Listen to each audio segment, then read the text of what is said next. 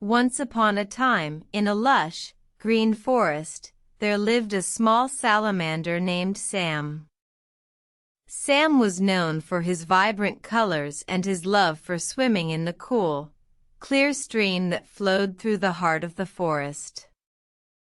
One day, a drought hit the forest, and the stream started to dry up.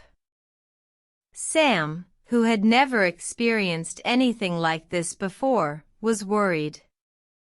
He missed the refreshing swim in the stream and felt the heat of the sun on his scaly skin.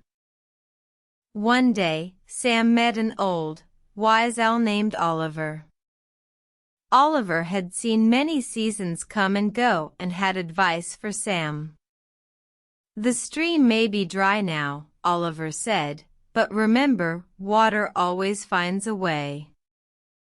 Inspired by Oliver's words, Sam decided to venture farther from the stream. He found a small pond hidden behind some bushes, filled with water. Sam was overjoyed and shared the news with his friends. The other forest creatures were grateful to Sam for finding the pond. They learned a valuable lesson from him that day: to adapt and find solutions when faced with challenges. From that day forward, Sam was no longer just a salamander who loved to swim.